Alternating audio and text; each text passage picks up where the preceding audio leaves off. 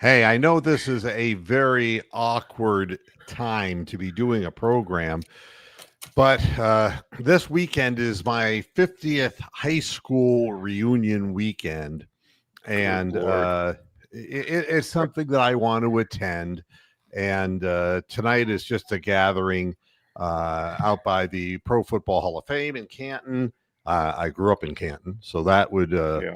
that would make some sense. And at a place called the Brew Kettle, which is it's a restaurant that is attached to the Hall of Fame. From everything I've heard, the food is not Hall of Fame quality, but it's the company that counts. It sounds like one of those places that Urban Meyer would own or have a part share in. Oh,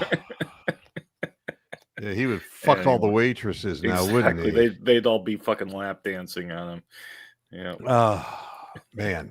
All right. Here's a proviso that I have to put is kind of like the warning on the package, because I don't know the final injury report right now for the Cleveland Browns. I mean, I don't think they do. no. I mean, we there's Denzel Ward, there's Cedric Tillman, there's Mike Hall Jr. Oh, God. They were all limited participants in yesterday's practice, but we don't know, you know, and then we have the list about for the seasons. And here are the potential returning players: Denzel Ward, Cedric Tillman, Mike Hall Jr., Jack Conklin. We'll be waiting until hell freezes over for that to happen. He is literally Jesus. You keep waiting for him to return for 2,000 years. And does he ever? Although Mike Hall Jr. was limited in practice, and he hadn't practiced in 14 years. No. And Jack Conklin was a limited participant in Thursday's practice. He brought the guys water, I guess.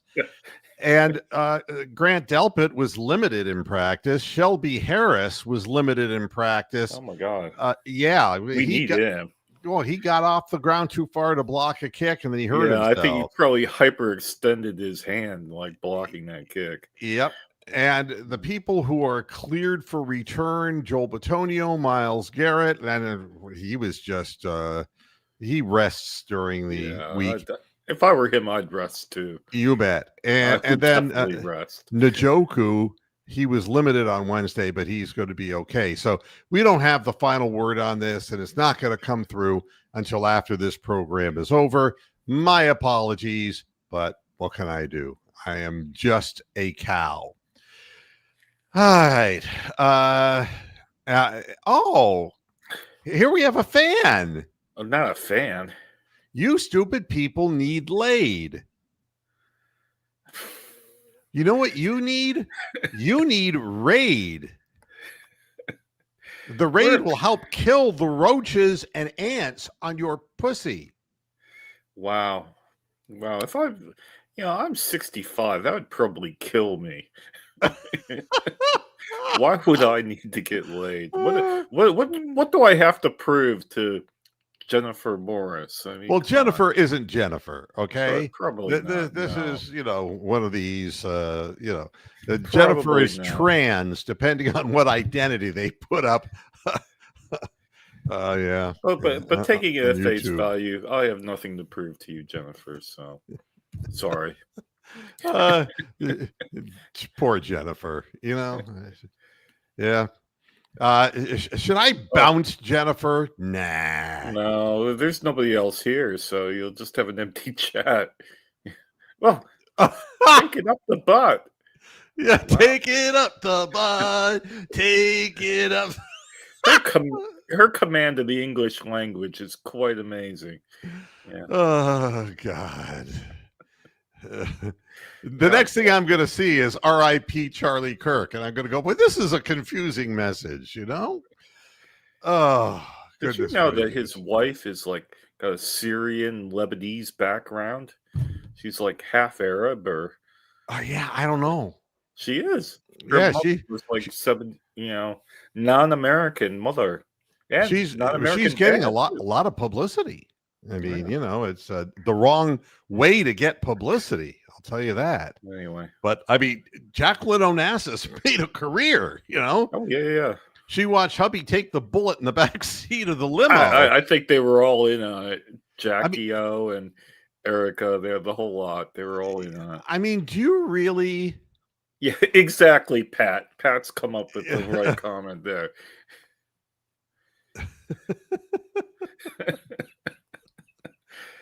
I don't know. I don't get it. I evoke strong emotions, especially from weak people like this. Minded. Yeah. But again, I don't think Jackie O would have had the career that she had and was the lifelong under scrutiny person if that hadn't happened. If John F. Kennedy had gone through with his term and he lost the next election or whatever the case may be, exactly. She would have been a former first lady and that would have been it. She'd been like Michelle Obama, you know? Correct. And no one cares about her. So if they did to begin with. So yeah.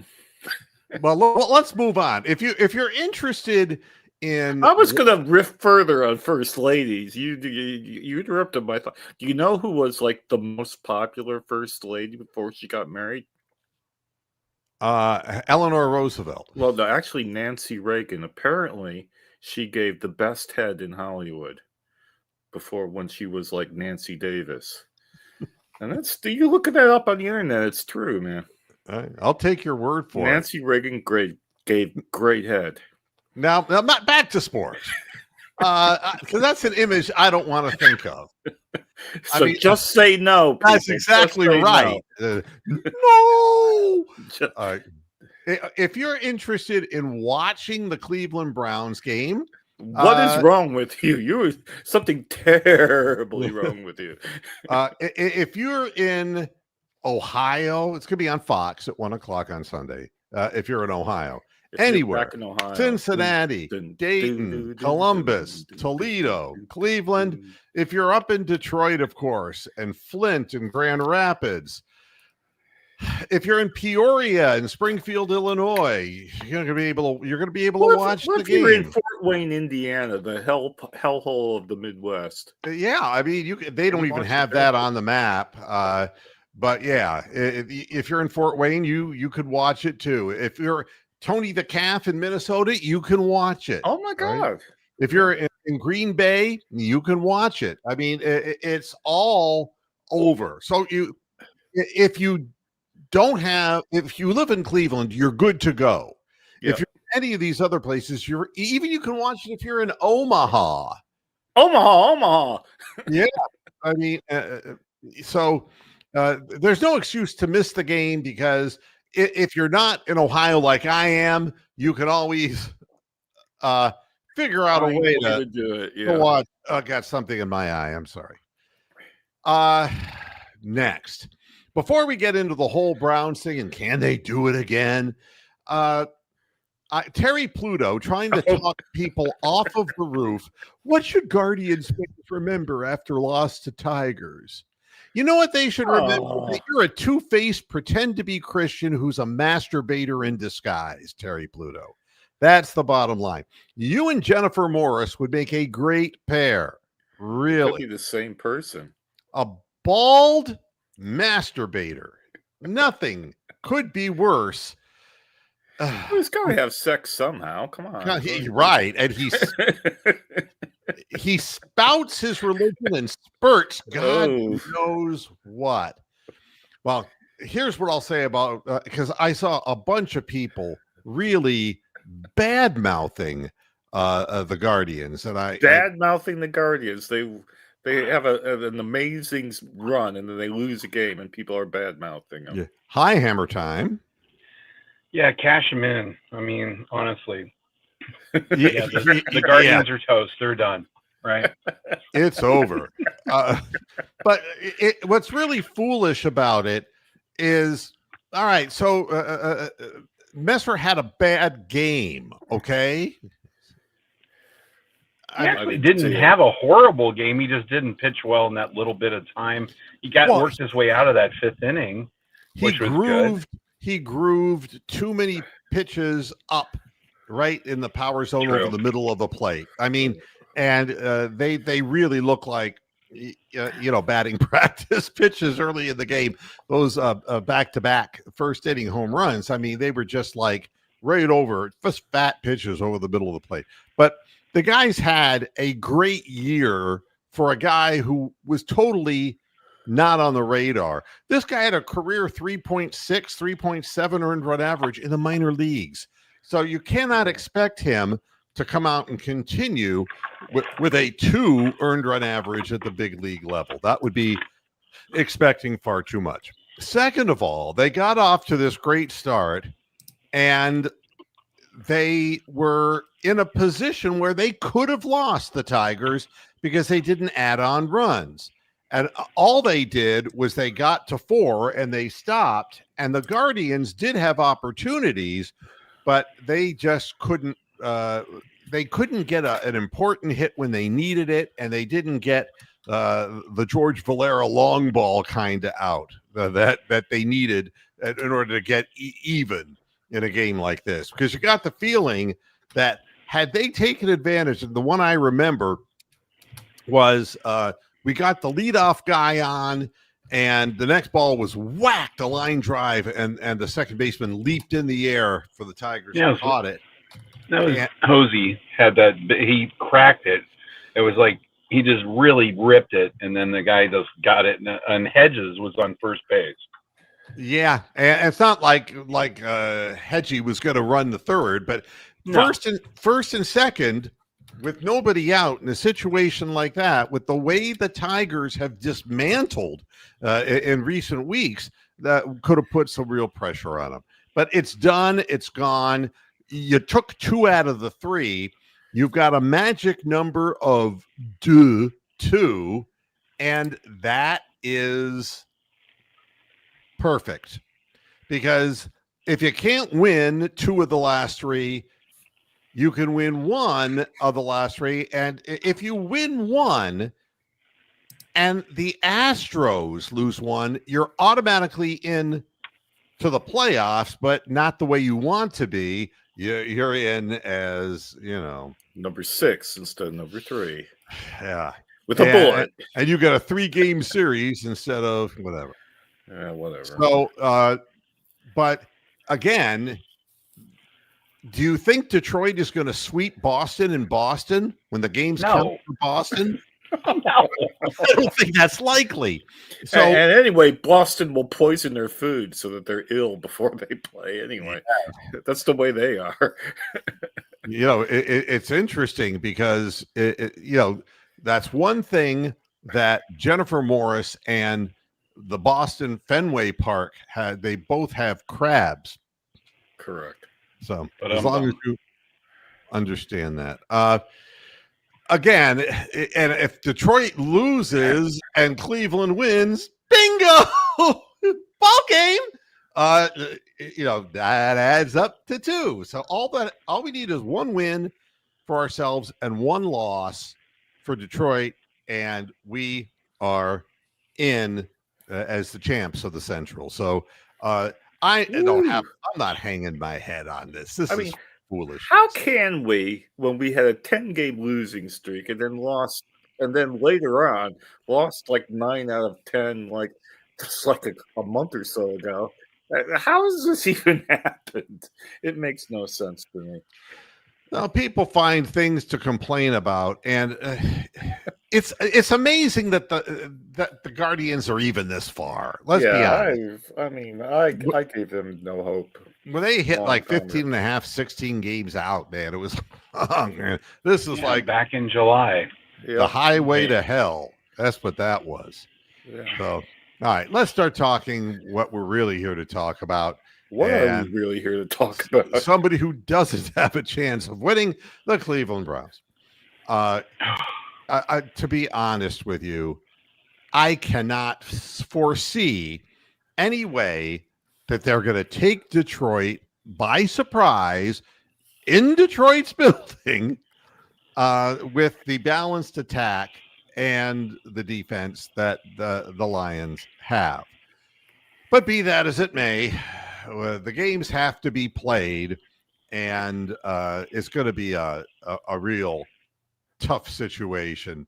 The Lions this year, I mean, they're a bit inconsistent, really, aren't they? Can you say that? Am I allowed to say that? Well, you can say anything you want. I mean, yeah, it's still a free country. That's yeah.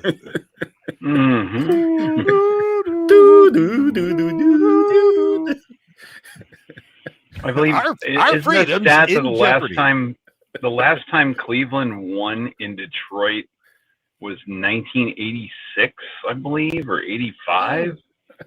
I don't know if it was Gary Danielson or Bernie at quarterback, but it's been a couple of generations here. So yeah. Wow. I mean, I'm looking at just the basic stats of this Lions team this season. Oh yeah. And you look at the fact they get first downs by rushing 24, by passing 39, by penalty only 2. So they're not getting the big benefit that way. They have 65 first downs compared to 54 for their opponents. And they're 7 out of 8 on fourth down conversion. So they have somebody who will go for it on fourth down every bit as much as Kevin Stefanski, but call better plays. All right. The total offensive yards, 1,183 versus 923 for their opponents. Their offense is, it's really an interesting thing. With Jared Goff, you've got a guy who hits a long pass, not because he's got a great arm, but because the play design in the short game, they utilize their running backs, guy like Jahmyr Gibbs. They use their running backs in pass patterns more effectively than the Browns do, which is the basic dump off. They're running a lot of motion. They're doing a lot of things that are a little bit more sophisticated than the Browns offense. But then again, they're smarter. Well, sophistication would not be the hallmark of a Kevin Stefanski offense. No. Total rushing yards, they have rushed for 447 yards versus 297 for their opponents. So they can run the football, which is, where the rubber meets the road. This is where it's going to be our strength against their strength, and we'll see who comes away alive. 90 rushing plays versus 71 for their opponents. They average 5 yards per rushing play. And we're averaging 3.5 per pass. Yeah. I mean, damn. Yeah. That's impressive in its own way. And the thing is, their total passing yards is 761 versus 710 for their opponents is not spectacular. I mean, they average about 230, 240 pass yards per game. It's not like they're tearing it up through the air, but that's not what Jared Goff does. They will peck their way down the field, and then they'll hit you with a big play down the field, and we'll talk about that in a few minutes. Their field goal kickers made everything except for the 2 over 50 yards, something to look at if it comes down to a close game at the end, that he probably can't kick it as far as Andre Schmidt. Well, which way does the wind blow in their dome? Do they have like an air conditioning that blows the ball off course when the other team has the ball? Don't they play at Ford Field? They're not in a dome anymore, are they? They're in a dome. Are they? Dome, yeah. I remember they were in the Pontiac Silver Dome when I lived in Flint. Yeah, Ford Field is indoors. Okay. Yeah, I think they had to blow up the Silver Dome. It's beautiful. Actually, that whole downtown complex, because it's right next to the Comerica Park, it's really cool. And then a couple blocks away is Little Caesars Arena. I mean, the whole thing is within walking distance of each other. It's really kind of nice. Are there a lot of mosques? There might be. In case you want to take your carpet with you and pray if you feel the need. Yeah. Oh, I am so trying to be glib, and failing. There's some good restaurants. Let's just say that. So that that's the good part. If anyone some that good decides to go to the halal game, meat. there are some really good restaurants in Greektown that you'll have a nice meal at least, if nothing else, right? Well, they're all really behind you in Greektown, aren't they? Correct. But all these plates have boys on them. Yeah. I don't know if anybody knows that line from Oh, From you what? just got muted. the bird cage or whatever. It's like these plates have there's boys. They're like jumping on each other. What is? Wow. Oh, okay. No, well, I haven't seen that movie, but They're playing leapfrog. Good try. moving right along. Yeah, I'm sorry. It's Obscure okay. movie references for 100, Alex. Yeah. Now, Goff is completing 77.9%. Did you know of his that was passes. invented in Scotland? Goff. Yeah. Oh. The Europeans are beating the Yanks again. Now, I mean, 77.9%, 78% of his passes he's completing. And that's because there's a lot of timing patterns, precision patterns, and they're running the right offense for Goff because he's not a big-armed quarterback, but he's very accurate. And that's the first part of the success. Throws for 253 yards per game. His long pass is 64 yards. He's thrown for 7 touchdowns, but only 1 pick, so he doesn't beat himself like Terry Pluto. Terry Pluto. And Jennifer as well. Yes. Apparently not here anymore. And he's only been sacked 4 times with a 120 rating, quarterback rating. 120, that's pretty damn good. Now, here's the other thing. Montgomery, their running back, he's averaging 6.9 yards per carry. Ooh. Yeah. Now, that is some kind of number. And it's not like he's running the ball that much. He's had 34 carries in the course of the season so far, 3 games in. That's only 11 carries a game. But he's making the absolute most of them. And his long run, though, was a 72-yarder, and that kind of pumps it up. Pump up your average. Now, Gibbs, their other running back, he's their fast guy, and they love to throw to him out of the backfield. Wasn't he with NCIS? Gibbs? Oh. That's too obscure. I'm sorry. But Gibbs is averaging 4.2 yards and with a long run of 42, but he's dangerous out of the backfield catching the ball. So that's their running game in essence. And it's not like Jared Goff can get out of the pocket and scramble, but they don't want him to because he's not a big man and he can get hurt.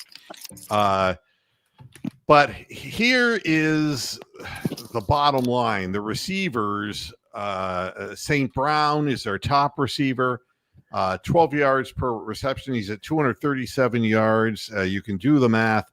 3 games into the season, he's headed for the 1,000-yard year. Then Williams, who is their big play guy, the one who they're going to hit big because he's a big target. Do we have a big play guy? No. His average per catch is 22 yards. 22 yards. Wow. So, I mean, they use him downfield and he can go up and he can get the ball and he can outstrength and out-wrestle people. So, and they do use their tight end there as well. That's 138 yards worth of receptions and this 13 receptions for the tight end. And that's how they move the chains. And that's how they lull you into certain senses of security. They can hold on to the ball for a long period of time. The Browns could play great defense and still get henpecked to the point where they're exhausted by the middle of the third quarter, which is something that if the offense doesn't pick it up, is what's going to happen. What you're going to see is maybe a good start, but they're going to get worn down unless the Browns can figure out ways of getting first I'm downs. just exhausted listening to all that. I need a nap now. Yeah, Muhammad is their sacker in essence. He's sacking from the linebacker position with 3.5 sacks so far this year. Spread out the rest. They love to blitz with their linebackers. I'm looking at 5.5 sacks from linebackers on this team, which will tell you something about the type of defensive scheme they're running. But they also have sacks from safeties. So, I mean, they're blitzing, and their defensive ends, Davenport with 1 sack, and Hutchinson, who is their best end rusher, with 2 sacks. So you can see that they're stopping teams from running the ball and then coming in and a lot of blitzkrieg from linebackers and even from the secondary. Yeah. So it's painting a pretty grim picture there, I have to say. No, I'm just telling you how they told it like it is. Yeah. Scoring touchdowns. It's all about St. Brown. St. Brown has 4 touchdown receptions. He's their money guy when they get down to the goal line. Not Williams, the guy who's their big play guy, who's only caught 1 touchdown, but he's one who can break things and get them into the red zone. But when they get into the red zone, it's St. Brown who is their guy. So that's kind of what we're up against. And meanwhile, back in Cleveland, the Cleveland press is basically explaining how this last game that the Browns won was like one of the most exciting and great Kevin Stefanski wins. And I never saw Kevin Stefanski. Him. Yeah, he didn't make a play in that game. I'm sorry. He did nothing in that game.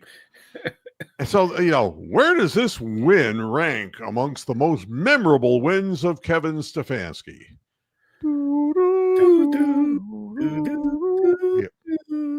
Now get this. The most memorable one was the COVID-19 win in the 2020 wild card game against the Squealers. Yeah, he was at home in his fucking basement. Thank you.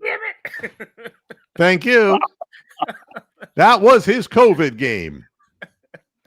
You are correct, Alex. Game. He was great that game. What is he was home in his basement and had nothing to do with it. Yeah, I'm sorry, but that always gets me jacked up. Yeah, but it is. It's remarkable that they would incorporate that game. That can't even possibly count towards his record. It can't. No, it was the guy who stepped in and did all the work that I game. think they got rid of him too, didn't they? Fucker. I can't remember him. You're born to be fired by the Browns. That's what happens. Nick Chubb is like, I don't understand how this happened. It's like you wound up with the Browns. That's how it happens.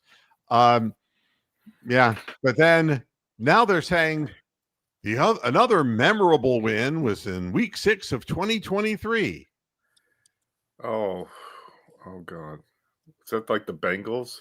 Facing an undefeated 49ers team with 49ers. E.J. Walker at the helm at quarterback. Yep. See, I didn't even remember that one from that little brief detail there. Now, here's none of them are memorable. But stop and think about this.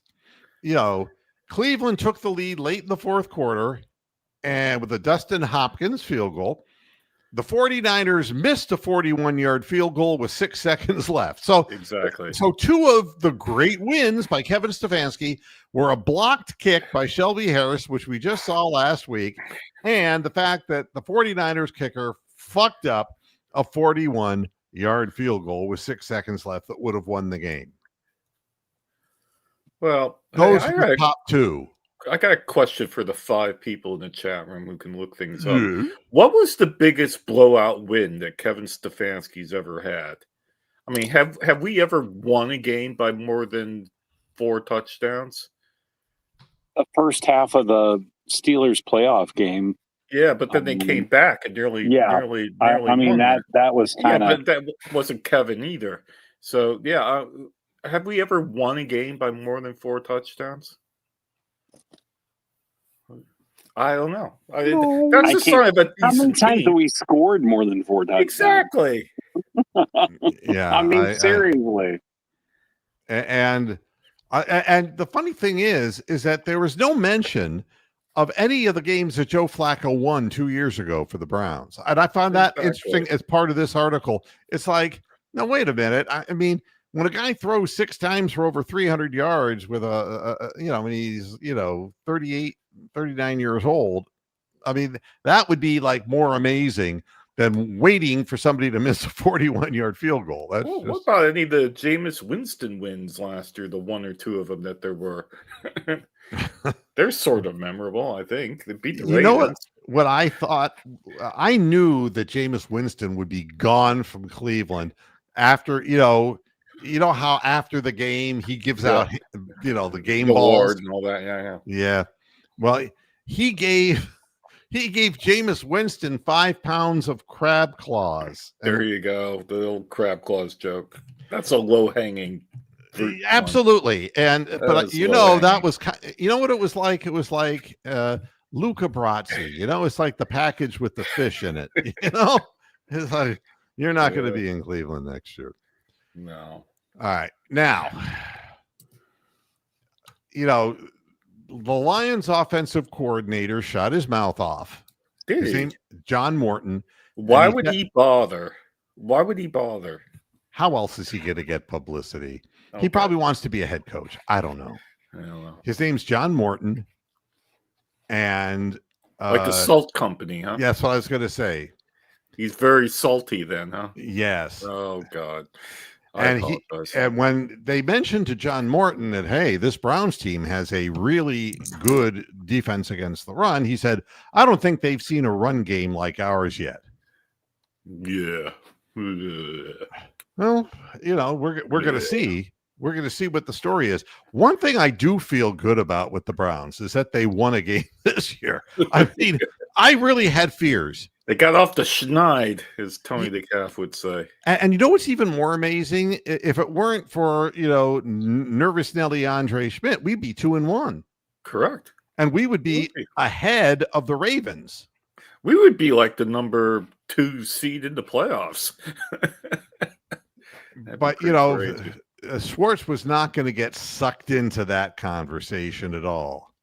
You tell that little bitch. None of that. None of that,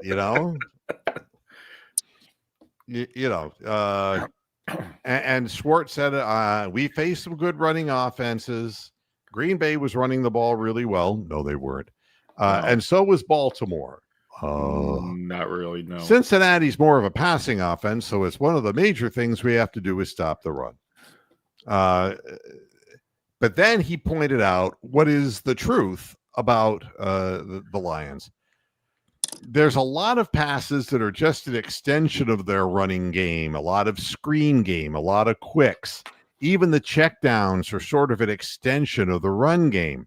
So our ability to play run defense, that's a major part of the game plan going forward. I mean, if you can stop the run and get Goff into 3rd and long situations, then you have a chance you can strip sack him. Yeah. You can force him out of the pocket and he could throw a pick. You could make him do things he's not comfortable with. So far, he's been real comfortable and very much in his way of doing things. But again, it does start with the run, because this team isn't going to abandon the run like we see other teams do. So I think Schwartz is right. He's ready for what the other team is doing. The question is, are the players? we still have some young fellas out there, and it will be very interesting to see. They do run gadget plays. I mean, they 7 out of 8 on 4th down, and they will pull rabbits out of the hat. That's, Well, that's the deal. on the bright side, I think we actually have Schlesinger and Devin Bush that can absolutely cope with these sort of running backs getting balls in the flat and that sort of nonsense. So I'm not too worried about that sort of. When we had to rely on Mac Wilson and Sione Takitaki, that was more of a problem back then, I think. So I think we might be okay in that regard. All right, Bronk, I did the math here. Okay. All right. And we have the biggest win during the Stefanski era was in 2023 against the Cards, 27-0. That's in not. 2020 in That was probably a couple of 2023, field goals. in 2023, they also beat the Titans 27-3 and the Yeah. Bengals 24-3. Yep. And then in 2022, they beat the Commanders 24-10, Yeah. 2 touchdowns. We've And never then in blown anybody out. In 2021, they beat the Bengals in Cincy 41-16. 41-16. That's the biggest. Well, it's still that's still only 25 points. The Cards is Yep. the biggest one. Yeah, so we haven't beaten no- anybody by 28 points by 4 touchdowns. Nope. Terry Pluto should write about that if you're listening, Terry. Now, here's if I were Wait, if I'll I just were call Jim Terry up. Schwartz, Yeah. if I were Jim Schwartz, I'd be pissed off right now. And that, I mean, you want to talk about an unflattering photo? This is the ultimate who farted. God, how Look. old is he, man? He looks older than us. Old Man River. Somebody. Is he older than us? They got to take a better picture of the man than that, because that's not really what he looks like. I mean, you know what that looks like? It looks like Jim Schwartz doing an impersonation of the California Dancing Raisins. He looks like one of those prisoners that, a life prisoner that he just doesn't want to leave prison. He's just sitting there going, I'm quite happy here in prison, wearing my orange shirt. There you go. Yeah. Can I point out the good news about this upcoming game? Sure. The good news. Good news is the Lions, they got beat by Green Bay, first week of the season. And then they stomped on Chicago, which is what you should do. And then they beat Baltimore in quite an exciting game, which Baltimore always fucks up games where they, where there's any excitement involved. So the fact that, are they Super Bowl threatening team, the Lions? I don't know. Well, I mean, there's a lot of parity in the league, and exactly a lot of teams, a lot of shit teams. For 17 weeks or 17 games of season, you're going to have a few that, you're not going to see the Miami Dolphin undefeated seasons and 17 game seasons. It's just too much can happen, too many injuries, too many factors that you don't control. Here's the problem for the Browns, and it continues to be a problem. And that's the offensive line. We just signed Thayer Munford Jr. Yes. He's another big fat Ohio State fuck. I like him already. Well, he hasn't stuck anywhere. Let's put it that way. And so we're down to Cornelius Lucas, KT Leviston, and Thayer Munford Jr. That sounds like a boy band, doesn't it? The boy zone. Well, I don't want it that way. K-pop.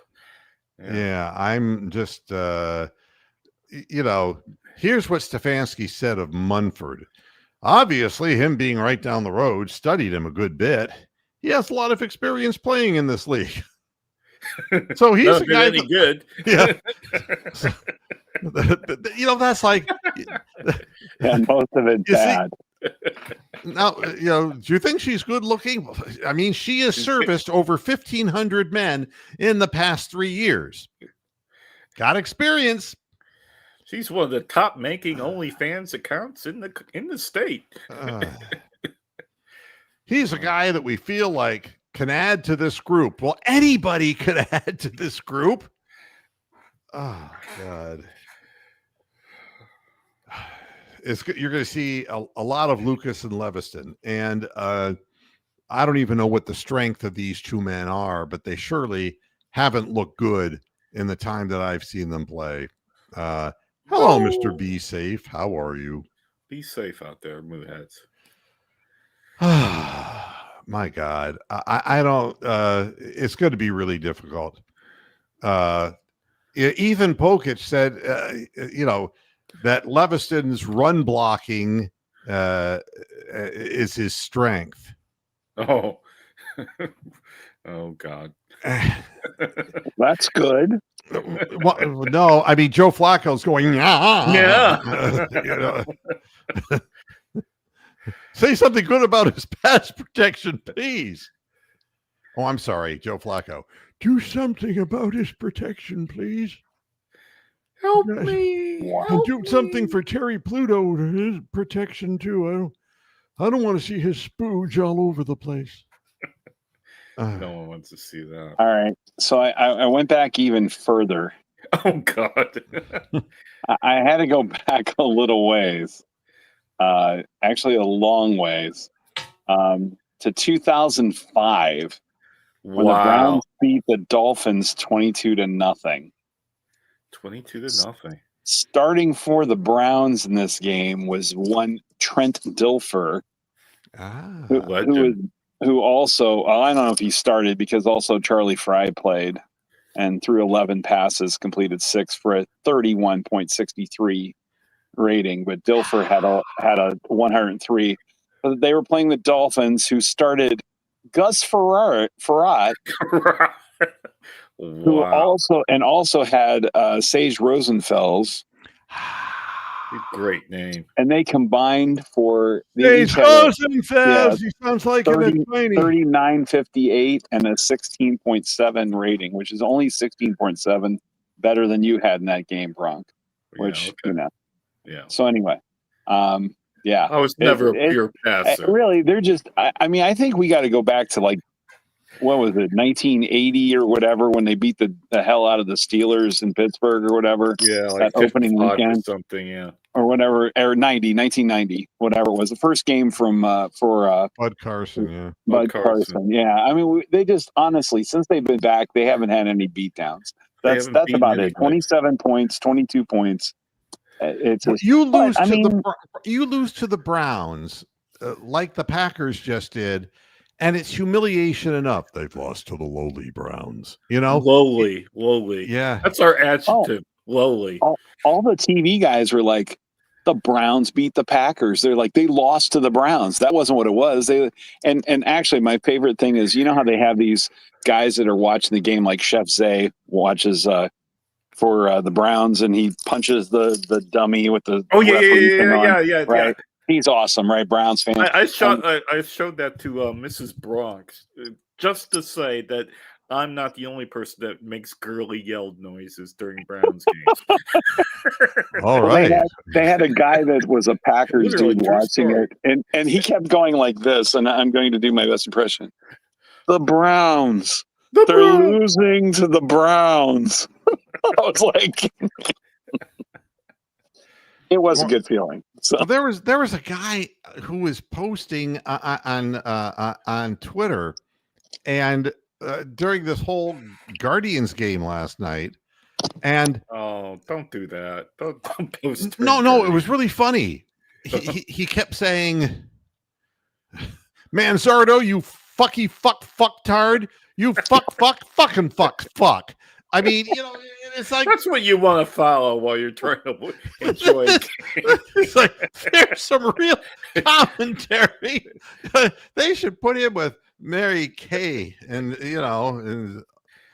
Oh, well, it's just angry gamblers. Exactly. That's all it is. Fucking, I had him getting the first run in this game. God damn it! Fuck. What in the fuck, shit, fuck, cunt ass bitch are you doing out there? There goes my Ford F-150. They're taking it away. Damn you! Wouldn't that be great if that's the way Howard Cosell would have called like a Monday Night Football game back in the day? Funky fuck. Oh my God. Fuck me in the bung. What was he thinking? The Browns are doing it again. Down goes fucking Frazier. Yeah. Try to do that one. Down on my dick goes Frazier. So, offensive line coach for the Browns, Mike Bloomgren, wants his unit to find a level of continuity in order to operate in the necessary manner during games. And here's his quote. Oh, no. Continuity of that position, in particular, that position group, where you need 5 guys and you just to see the game through one set of eyes. Continuity is ideal. It's what we all want. I know what boys like. I know what boys want. Here's the waitresses on American Top 40. I'm Casey Kasem, and here's all more of the quote. But we also know the reality of the National Football League. It's going to be next man up, and ideal situations don't always play out. It's not ideal. It's Mattel. Wow. But we can also train people who are professional football players that should be able to step in there and get it right. They kept on looking for a sign in the middle of the night, but they couldn't get it right. Climax Blues Band on American Top 40. Yeah. Wow. I mean, It's like our that guy coaches say more and say nothing. It reminds me of the guy in Apollo 13, the offensive line coach for the Browns. How about that offensive line? Yeah, you get to keep your job, huh? Marty Brenneman's son tried that out on the Reds broadcast when he called San Francisco Fag Town. Well, nothing was better than Kurt Gowdy. Kurt Gowdy, I wonder if I can find this soundbite. It was one of the great things, and it was saying, and it's a wind, it's like, it goes, they were expecting high winds today, but, and it was a 49ers game because Candlestick, the wind always windy whipped around there. And he goes, but down on the field, it's very calm. As you can tell by looking at that limp fag up there, he wanted to say flag. And the camera was pointing to some guy in the stadium.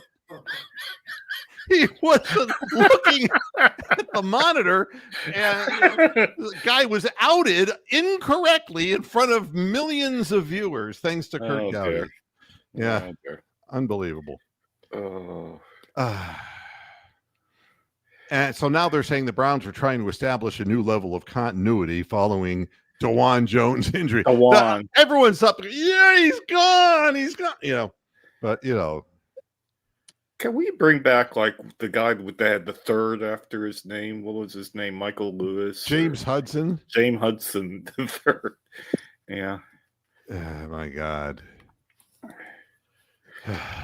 Oh, God. May it stop. I'm trying to think of, he played more like Jennifer Hudson.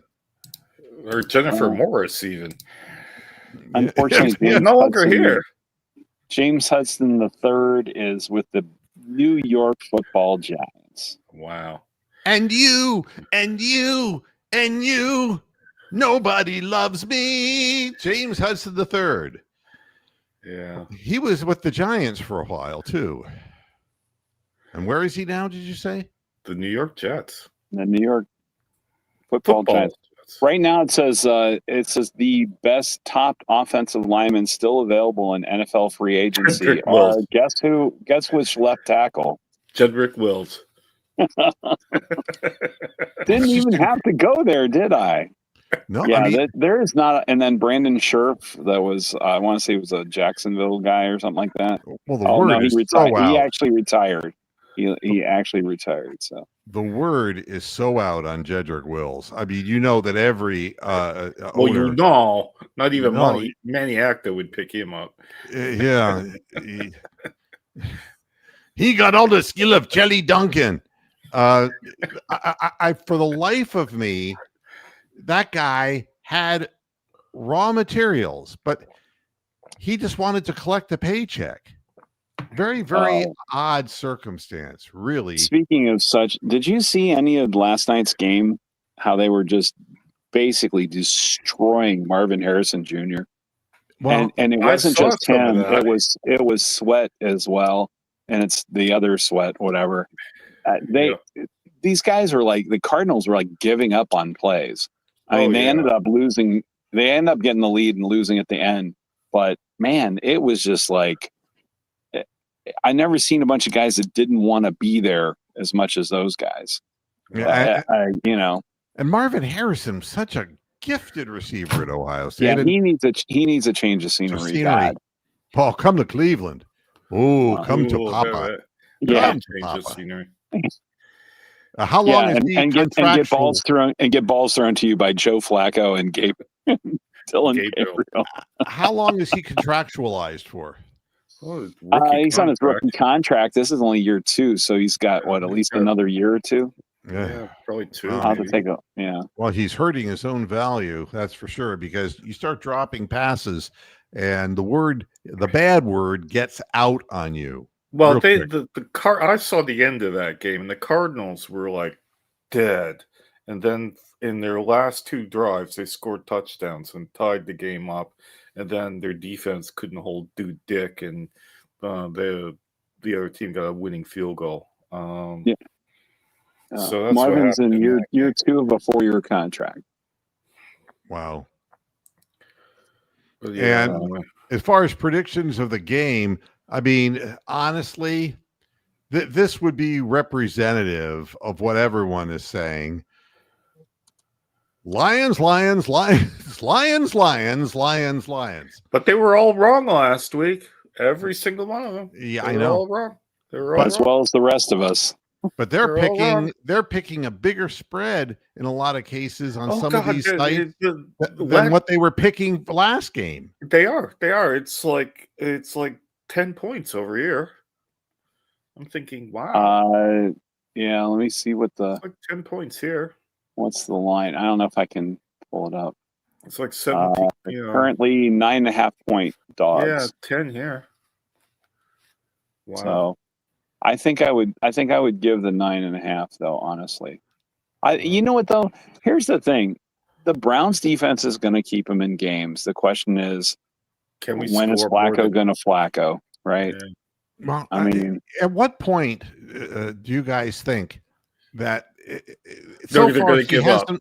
That they're just that the coaching staff is going to say we can't afford a 40-year-old quarterback who is just dinking and dunking and missing the few opportunities down the field and doesn't seem to understand the play design that it's supposed to go deep when the guy's wide open.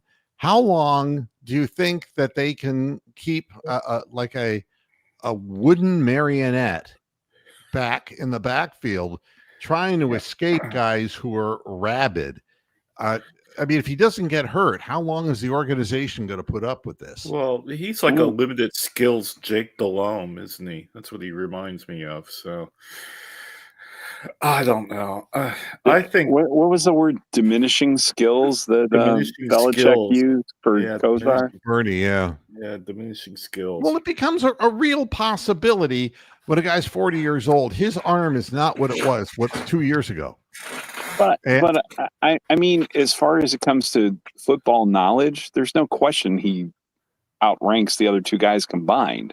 Correct. So he has to rely on his guile, his age and guile, Oh, God help us Did you all. hear about the quote from Shadur?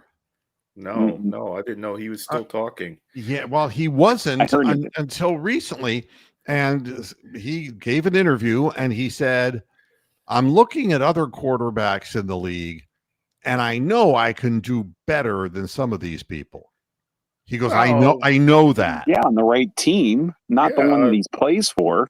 Well, I'll the give one him time that that I saw him against first, unit players, he peed himself. Yeah. Although I am going to say this for him, his time in Colorado prepared him to play behind a line like what we have, Yeah. because they couldn't block anyone, and No, they he were had a terrible. scramble on Every 4 play. out of 5 plays. So, and he made, now granted he had Travis Hunter out there, so that's better than anything we got out there. But And still, who is he playing? Who's he playing? Yeah. Air Force? I mean, and he was playing Big 12 competition who don't play defense. right. So, well, here's the other thing. Arizona. Imagine the chaos, because he held on to the ball longer than any quarterback in college football, and he took an enormous number of sacks. Now, imagine that at twice the speed. Yeah. And that's the thing that makes you go, it makes you just jump out of your skin. And this is the thing that nobody knows. I mean, nobody knew that that Brady could do it when he was in Michigan. I mean, when you get out there in real time, do you figure it out, or are you just a guy who could beat Big 12 competition that were sub 500 teams? You just don't know. And based upon what Colorado's doing this year, it ain't no gem playing in the Dion offense when you don't have Travis Hunter and Shadur. So those are good marks for those players, because they brought that program. Really, they raised the tide of that program. Yeah. But whether he can do that at a professional level, and he's not going to be the first one to get a chance. So, it's going to be Dylan Gabriel who gets the opportunity. But, what I'm afraid of is that these young guys are not going to get enough of a look-see this year.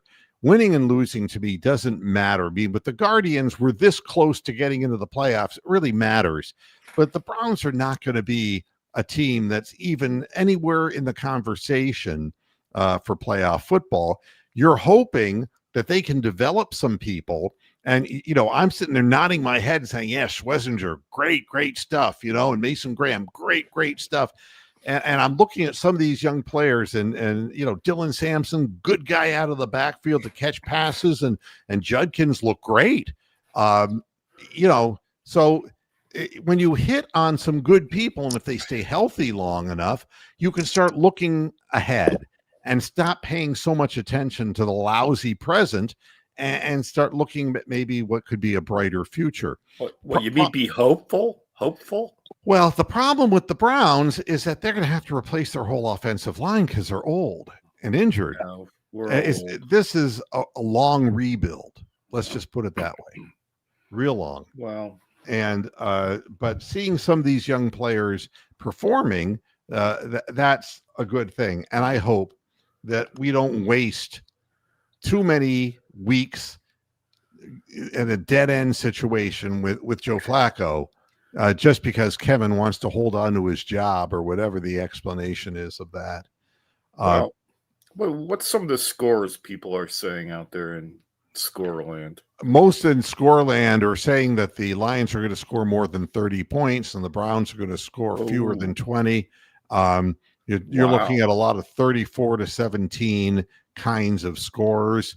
The kinder ones will be like what I call the gambling picks, where they're going to win by 9. Yeah, so exactly. That guy kind of, which That's never simulation happened. Game 26-17 doesn't happen. No, okay. No, so, but and Ron Shane is saying here 27-17 the Lions, and I think there's going to be the thing that I concern myself most with is if they just keep moving the chains, the Browns defense is just going to be absolutely gobsmacked.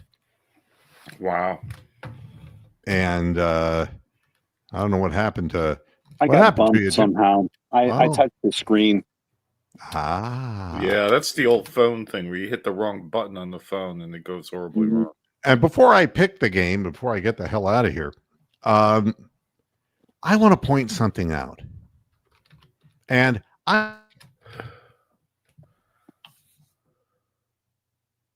Shoot. Oh, buddy, I can't hear you. you can't You hear. froze for a minute. Yeah. Yeah. Oh well, you're I- back. I'm back. You're back. It was like, I want to say something. Yeah. One thing, and I want to say something that I don't want this to be taken the wrong way. It will be. Don't worry. If you're It's the 21st century. if Everything's your last name is McNair and you own the Houston Texans, you can't let your silly wife shoot her damn mouth off about the Cleveland Browns and about how, we peddled Deshaun Watson off and we got all these draft picks and we're set for the future. 0-3, bitch. 0-3, bitch. And they're That's actually worse than we are. They are bad. They are a bad team. And they, how could they have all those picks? They don't have an offensive line. CJ Stroud has looked like horse pucky because he has no protection. Yeah, it looks a lot like Shador does, you know? Sounds familiar, doesn't it?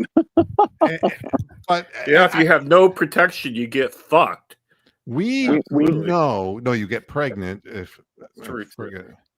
Unless you take Tylenol, then you're okay. So the Texans, I didn't think were going to be this bad, but when you shoot your mouth off like that, you're just tempting the gods, and you don't do that. Now this week, Houston is playing Tennessee. Oh, that's a game that you want to chalk up and watch.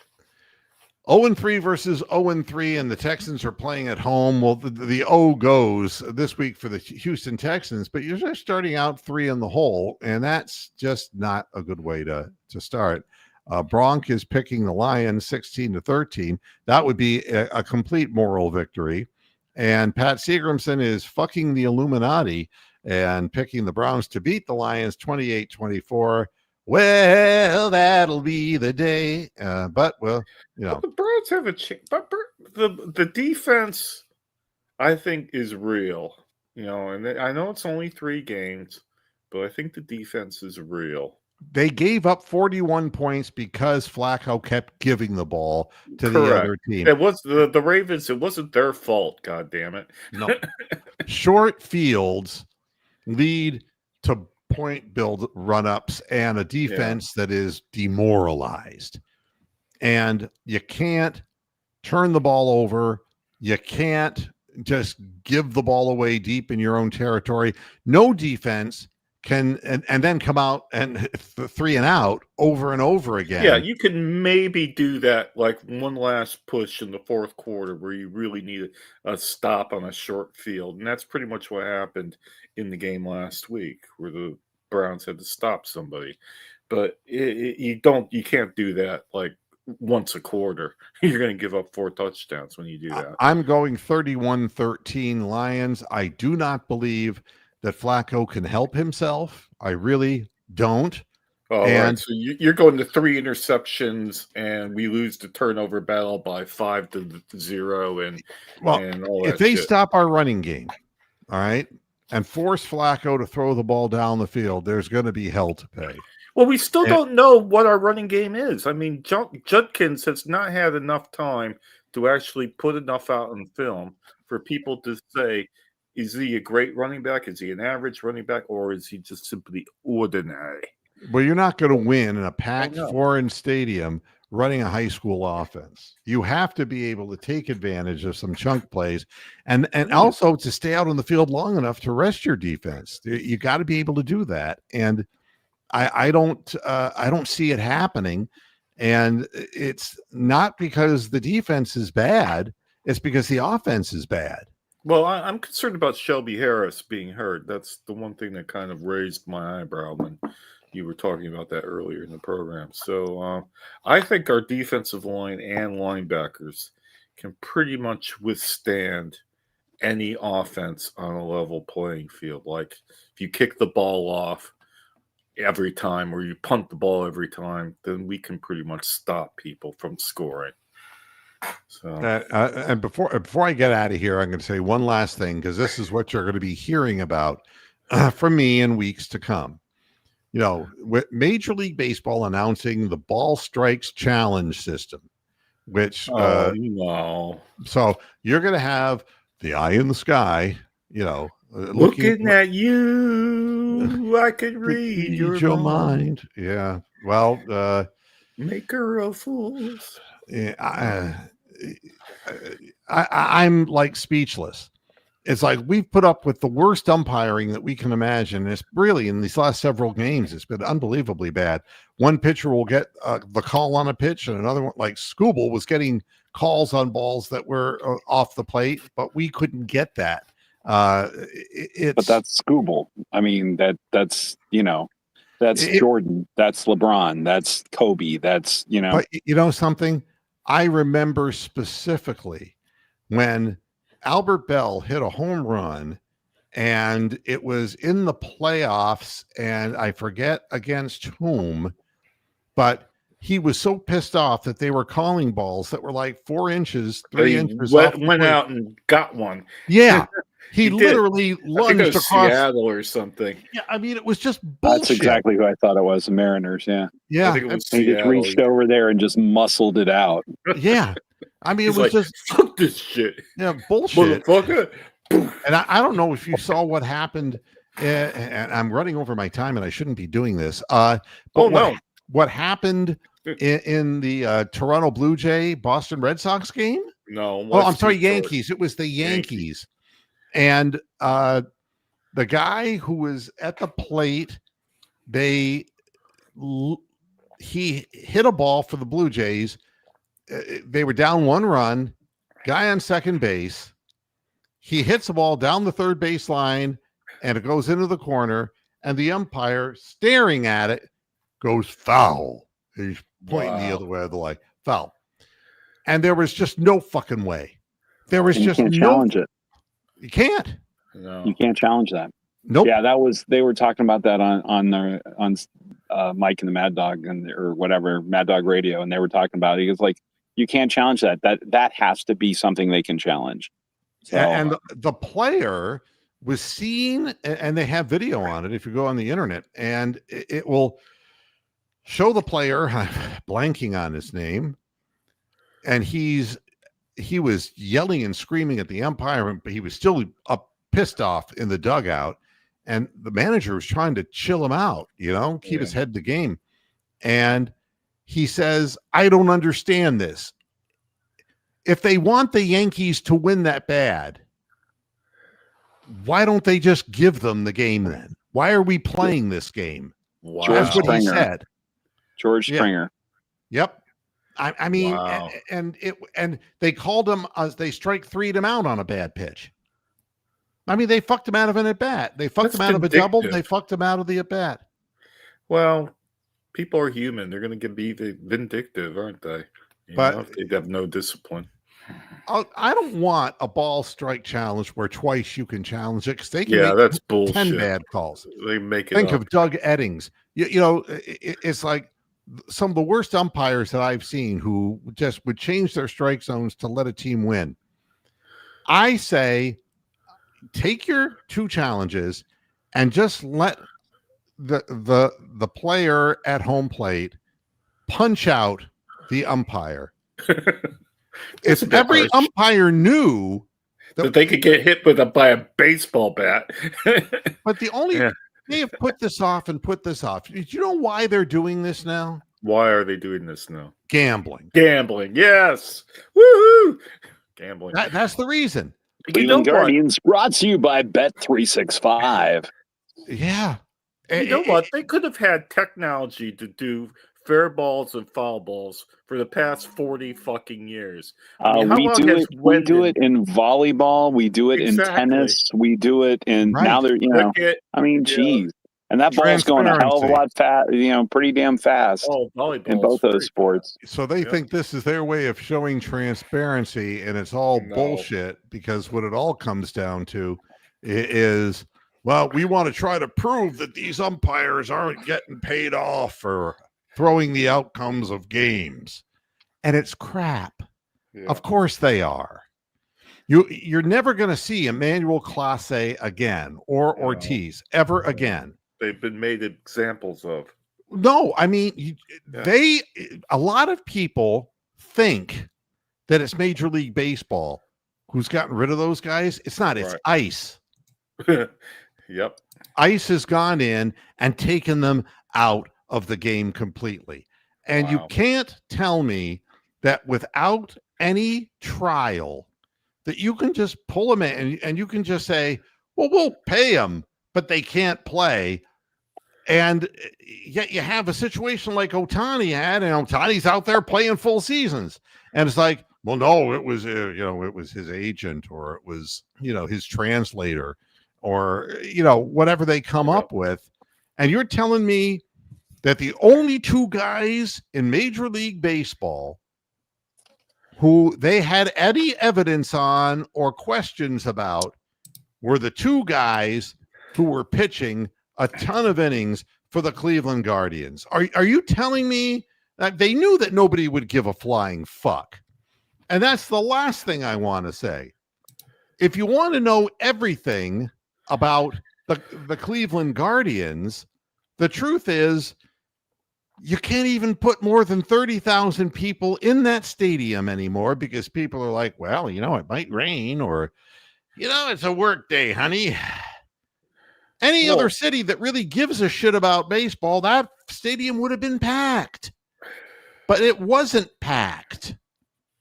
And we were packing this place regularly in the 90s. Yeah, well, it's the same and early people, 2000s. 400 in some games. Yeah, all the people that packed out the stadium in the 1990s, they're all 30 years older. The young people don't give a shit about baseball. Why should they? Well, but especially they don't care, about the Guardians. And the same thing is true with the Tampa Bay Rays. Nobody cares. I mean, do you know when they first said there was going to be a franchise in they were going to build the stadium in instead of putting it in St. Pete's, they were going to put it in Clearwater, and it fell through. And anybody who lives down that area, myself included, knows that the Legacy Field there, where the Yankees go to spring training. Oh, Legends Field, yeah. Legends Field, that's the one. Yeah, that's more popular to people who live in Florida, go see the Yankees in spring training, than it is for Dick Vitale to go to the game. Oh, baby, I got great seats, because nobody else is buying the tickets, Dick. Nobody cares about the Tampa Bay Rays. No. And nobody cares about the Cleveland Guardians either. They're a bunch, or the Pittsburgh Steelers. I can go on and on. You think the Reds are packing them in? I wouldn't have thought so. I mean, I think it's the anniversary of that hurricane that wiped out their stadium down there today. I think that was a year ago, if I'm not mistaken. That's the one franchise that could afford it, because they couldn't fill it anyway. Correct. So find a little dinky high school field and let them play on it. I mean, it's at any rate. Let me get out of here. I got to get myself. You were on a roll there, like when the Germans bombed Pearl Harbor. Pearl Harbor. Yep, I was on a roll. All right, Jim, thanks for coming. Bronk, thanks for coming. I appreciate it. You holded my hoof during the course of an early program. I apologize again that I don't have all of the updated injury reports for the Browns, but they'll unfold by the end of the day, I'm sure. You're leading the Ryder Cup. That's my tip for the weekend. 27-13 Lions. Actually, yeah, 24-13. I think 13 is a solid number for the Browns. Yeah, they're going to cover. Yeah. All right. Well, everybody, have yourselves a really wonderful weekend. I hope I will at my reunion. I hope somebody recognizes me. Oh, you're that bastard. No, I don't mean it's a janitor who's cleaning up after the thing. I mean an actual attendee. Wow. We'll find out, and it's always fun running into people. Not when you're in your car, but running into people that you remember from high Yeah, school. stay off the sidewalk if you're going to run into This people. is the perfect year because you haven't totally lost your memory yet. But if you It's go up to going. somebody and you say, "I don't recognize you," nobody gets pissed off because it's like you didn't know everybody in your high school, So, Actually, I did. My high I school was didn't. really small. Yeah. I did. Our total attendance is going to be, I think they said 83, and like 40 of them are bringing spouses, Ooh. So Some So- hot Pretty Gil. good. Yeah. Some hot Gil faction. All right. Thanks, guys. I'm out of here, and I will be on. There's nothing tomorrow, of course, but on Sunday I'll be here with the halftime and post game show. So let's hope that the Browns again over produce and make this a real game, and that will give me more confidence in what they have going. The So Browns have a chance. They have a fucking Until chance. Sunday at halftime, hasta la vista, Pastor Heads. Good night. Go Guards.